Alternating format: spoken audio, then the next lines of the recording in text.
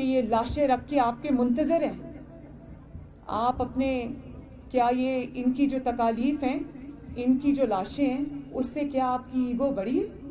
اور پھر آپ یہ کہتے ہیں کہ اس پر سیاست نہ کی جائے. ہم بالکل اس پر سیاست نہیں کرتے، لیکن اگر آپ یہ سمجھتے ہیں کہ آپ کی ناکامی اور آپ کی بے حسی کو آپ سیاست کہہ کر ٹال دیں گے تو یہ ہم ہونے نہیں دیں گے. گڈ. یہ ہم ہونے نہیں دیں گے.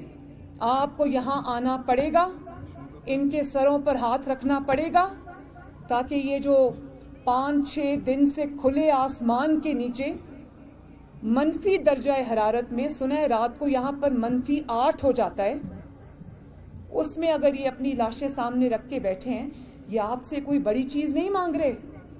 یہ آپ سے یہ نہیں کہہ رہے کہ ہمیں کوئی بہت بڑی چیز دے دو. وہ صرف آپ سے یہ کہہ رہے ہیں کہ آؤ ہم سے بات کرو، ہمارے سر پہ ہاتھ رکھو تاکہ ہم اپنی لاشیں دفنائیں.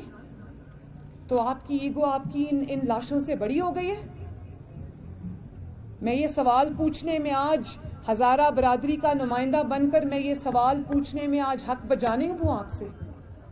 یہ آپ تنقید کے ڈر سے نہیں آ رہے، اور اگر آپ تنقید کے ڈر سے نہیں آ رہے تو کوئی بات نہیں، آپ یہاں پر آئیں، تنقید سن لیں تھوڑی دیر، لیکن آپ کا فرض ہے کہ آپ اپنے لوگوں کے غم میں شامل ہوں.